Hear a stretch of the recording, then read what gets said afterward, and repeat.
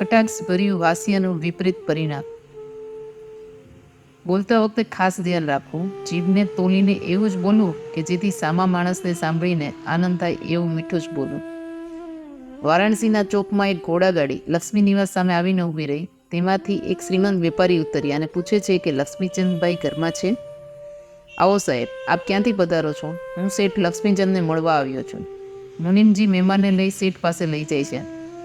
શેઠ કહે છે, આવો ફૂલચંદજી, આપનો સંદેશો ગઈકાલે જ મને મળેલ છે. બધું સારું છે. હવે આપની રજા હશે તો અમને ખૂબ જ આનંદ થશે. લક્ષ્મીચંદનો દીકરો શ્રીપતિ કોલેજથી આવ્યો અને હોલમાં તેની ઓળખાણ ફૂલચંદ શેઠ સાથે કરાવાઈ છે. લક્ષ્મીચંદ શેઠ કહે છે કે આ મારો દીકરો છે અને આ વર્ષે કોમર્સ કોલેજમાંથી ગ્રેજ્યુએટ થયેલ છે. શેઠ, મારી દીકરી મોહિનીને ભગવાને આપના દીકરા માટે જ બનાવેલ છે. તેઓ તેમની દીકરીનો ફોટો આપે છે.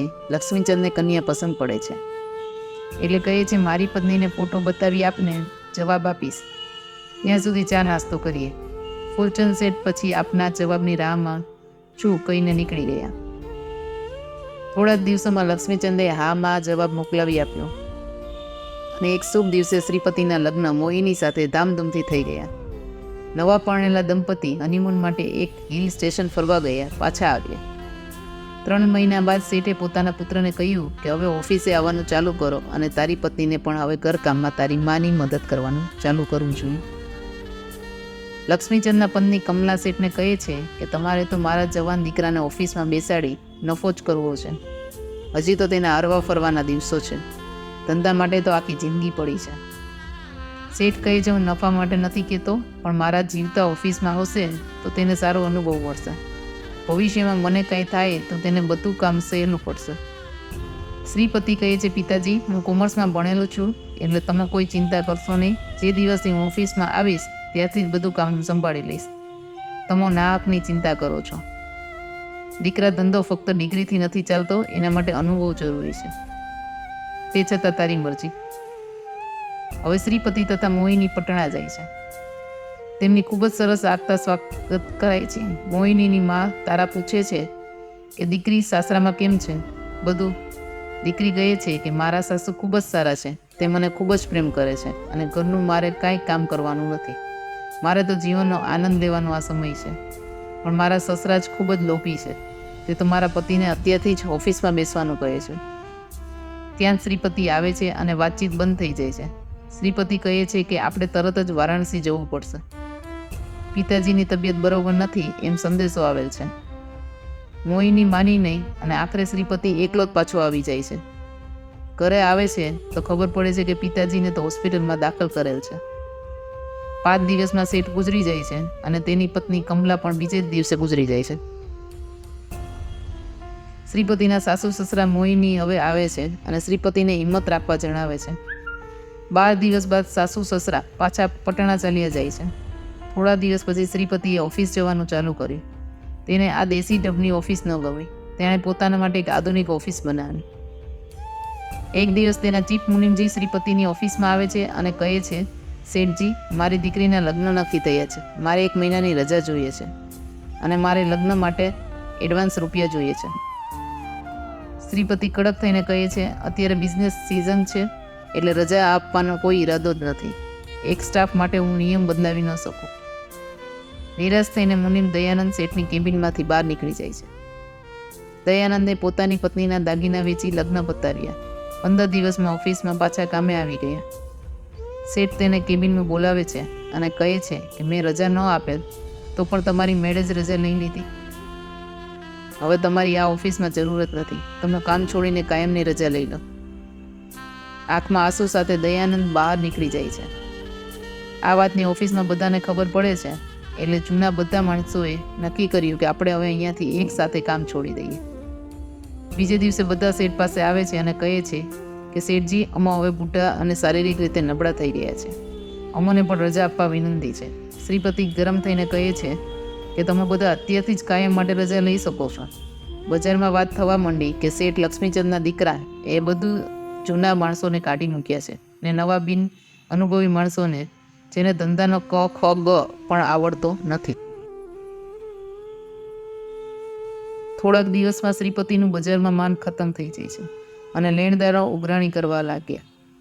શ્રીપતિએ નવા મુનિમને કહ્યું કે મને લેણદારોની યાદી તથા આપણી ઉઘરાણીની યાદી બનાવીને આપો. નવા મુનિમે કહ્યું કે હજી મને નામાની બધી ખબર નથી, એટલે સમય લાગશે. હવે લેણદારો શ્રીપતિના ઘરે આવવા લાગ્યા અને એની જ લખેલી પ્રોમિસરી નોટ બતાવી ઉઘરાણી કરવા લાગ્યા. બધાનું લિસ્ટ જોઈ શ્રીપતિ કહે છે કે મારી ઉઘરાણી આવે એટલે આપના રૂપિયા આપી દઈશ. બધા લેણદારો કહે છે કે અમોને અમારી રકમ પાછી જોઈએ છે. આપના તમે ગમે તેમ કરો પણ અમોને અમારા રૂપિયા ચૂકવી દો. શ્રીપતિ 1 અઠવાડિયાનો સમય માંગે છે. ઘરે તે ગુમસુમ થઈને પડ્યો છે. એટલે તેની પત્ની મોહિની કહે છે, શું વાત છે? શ્રીપતિ કહે છે, લેણદારો માથે બેઠા છે અને અઠવાડિયામાં રકમ ચૂકવવાની છે. તારા દાગીના વેચીને ચૂકવણીનો એક જ ઉપાય છે, બીજો કોઈ રસ્તો નથી. મોહિની ગુસ્સામાં બધાના દાગીના આપે છે કે ઠીક છે, તમે આને વેચી દે. બધા દાગીના વેચવાથી થોડું દેવું ઓછું થયું, પણ હવે તો ઘર અને ઓફિસ પણ વેચવા પડ્યા. શ્રીપતિએ ભાડાનું નાનું એવું ઘર લઈ લીધું. મનમાં ખૂબ જ વિચારે છે કે મેં તો સટ્ટો કે જુગાર કાંઈ નથી કરી તો આમ કેમ થયું. તે પોતાના ખ્યાલોમાં ખોવાઈ ગયો. તેને પોતાની જૂની વાત યાદ આવી. બધા અનુભવી માણસોને કાઢી નાખ્યા અને નવા બિન અનુભવી માણસોને રાખ્યા, એટલે ઉઘરાણી બધી ડૂબી ગઈ અને લેણદારોએ મને રસ્તા પર કરી દીધો. હવે તેને ખૂબ જ પસ્તાવો થયો. ત્યાં જ તેની પત્ની ચાડો લઈને આવે છે, મારાથી આ ઘરમાં રહેવાતું નથી અને મને આવું ઘરકામ કરવું ફાવતું નથી, મને પિયર પટાણા મોકલી આપો. શ્રીપતિ કહે છે, અત્યારે હું ખૂબ જ મુશ્કેલીમાં છું, તારે પણ જવું છે ખેર, હું તને મોકલવાની અરેન્જમેન્ટ કરું છું. 6 મહિના પછી તે પોતાના સસરાને કાગળ લખે છે કે હવે કામકાજ સારું છે, હું ત્યાં આવી શકું તેમ નથી, નમો મોહિનીને મોકલી આપો તો મારા જમવાનો પ્રોબ્લેમ મટી જાય. સીધી મોહિનીએ જવાની ના પાડી દીધી કે એવા ઘરમાં મને રહેવું ફાવતું જ નથી. 2 મહિના થઈ ગયા, મોહિની ન આવી એટલે શ્રીપતિ તેને તેડવા પટણા પહોંચી ગયો. મોહિનીના મા બાપે તેને સમજાવી કે હવે તો દીકરી તારે જવું જ પડે. ગુસ્સામાં જ મોહિની જવા તૈયાર થઈ, પણ ટ્રેનમાં શ્રીપતિ જોડે કાંઈ વાત જ કરતી નથી. શ્રીપતિ કંટાળીને ડબ્બાના દરવાજા પાસે ઊભો રહી ગયો. કમસે કમ થોડી તાજી હવા ખાવા તો મળશે. મોહિનીના મનમાં પાપ ભરાયું, આનાથી છૂટવાનો ઉપાય એને ધક્કો મારી દો તો જ હું છૂટીશ. ત્યાં જ ટ્રેન એક નદી ઉપર પુલથી પસાર થઈ છે. મોહિનીએ ચૂપચાપ શ્રીપતિની પાછળ ઊભી રહી અને એકદમ જોરદાર ધક્કો મારી તેને ગાડીની બહાર ફેંકી દીધો. શ્રીપતિ નદીમાં પડી ગયો. મોહિની તે જોઈને પાછી તેની જગ્યા પર આવી ગઈ. શ્રીપતિએ મનને કાબૂમાં રાખી પાણીમાં તરવાનું ચાલુ કરી. સવારનો સમય હતો. એક વેપારી સવારના રોજ ફરવા આવતો. તેણે જોયું કે પાણીમાં કોઈ છે. તેણે તરત જ બૂમાબૂમ કરી કે પાણીમાં કોઈ છે, તેને બચાવો. 2 જણા તરત જ કૂડી પડ્યા અને શ્રીપતિને બચાવી લીધો. શ્રીપતિને બધા પૂછે છે, તમે કેમ નદીમાં પડી ગયા? શ્રીપતિ મનમાં કહે છે કે મારી પત્નીએ ધક્કો માર્યો તેમ કેવું ઠીક નથી. તેણે કહ્યું કે ટ્રેનમાં ખુલ્લા દરવાજાથી જોતો હતો ત્યાં મારું બેલેન્સ ચૂકી ગયો અને નદીમાં પડી ગયો. કાંઈ વાંધો નથી, મારી ઘોડાગાડી અહીંયા જ છે, તમે મારા ઘરે આવો, આરામ કરો, પછી તમારી મંજિલ તરફ પ્રયાણ કરજો. ધર્માચંદ શેઠ પૂછે છે કે તમે ક્યાંથી આવો છો અને તમારા ઘરમાં કોણ કોણ રહે છે? શ્રીપતિએ પોતાનું નામ જણાવ્યું અને કીધું કે હું તો એકલો જ છું અને નોકરીની શોધ કરું છું અને વારાણસીમાં રહેતો હતો. શેઠે કીધું કે ફિકર કરશો નહીં, મારો કપડાનો ધંધો છે.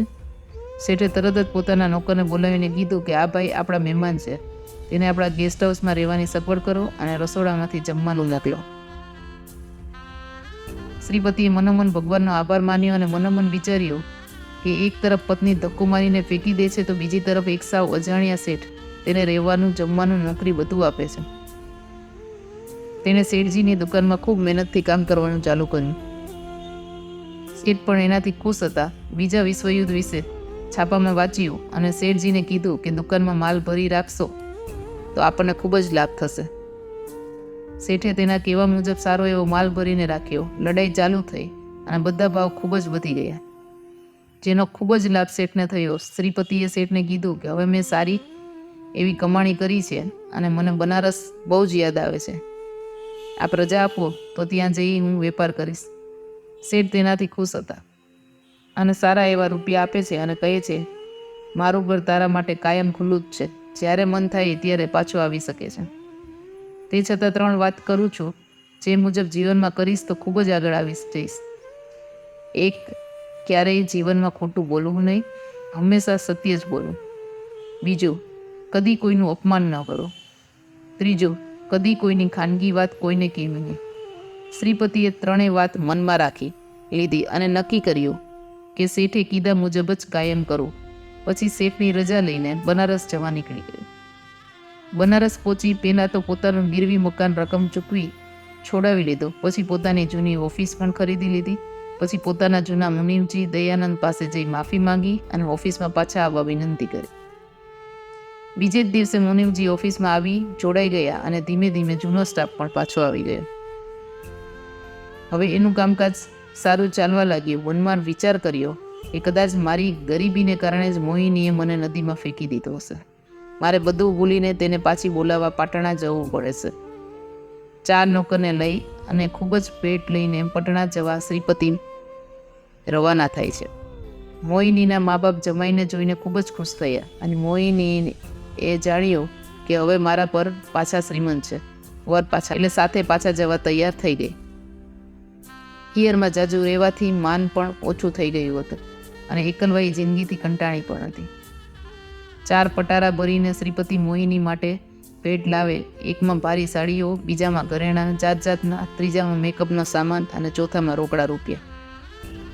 મોહિનીને મનમાં ડર હતો કે કોઈને કહેશે કે મેં એમને નદીમાં ફેંકી દીધા તો હું કોઈને મોઢું બતાવી શકીશ નહીં.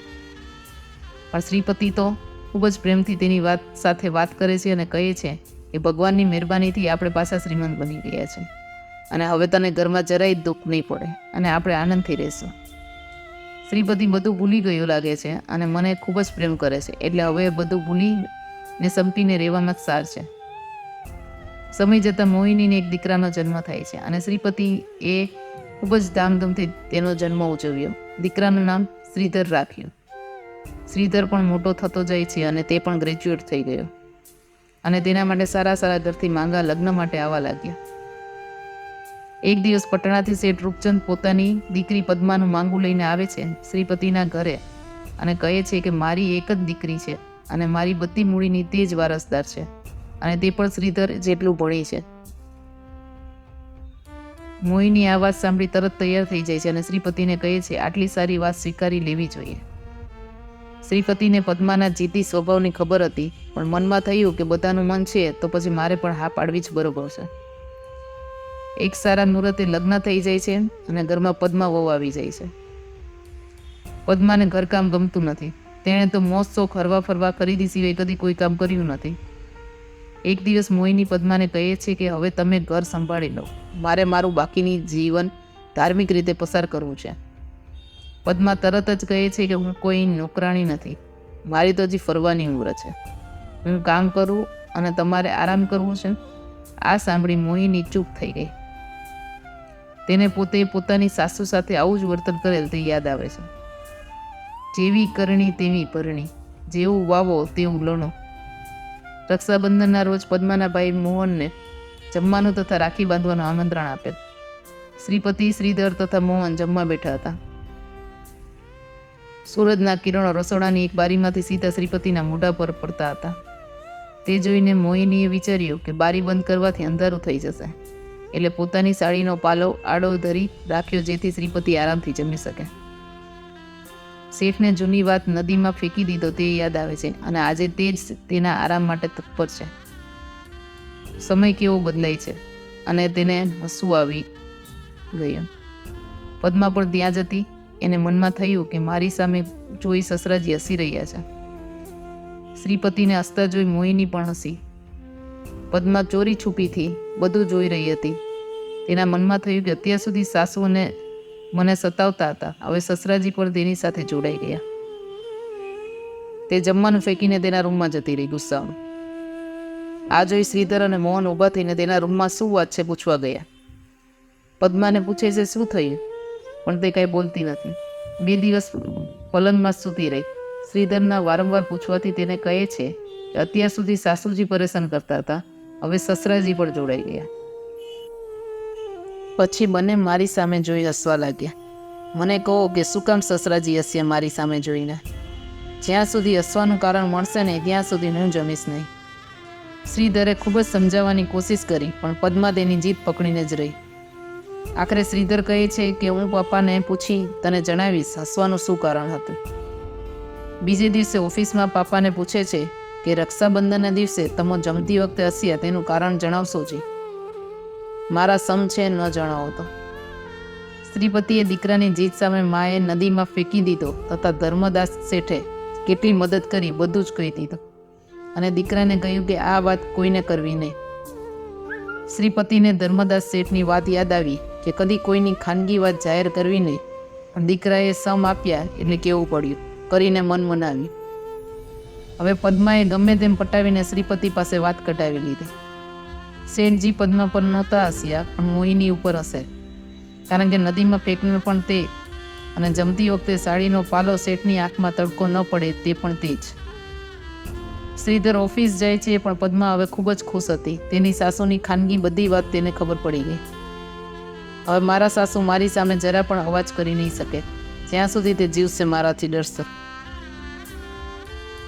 અમુક દિવસ પછી પદ્માને ઝઘડો કરવા કારણ મળી ગયો.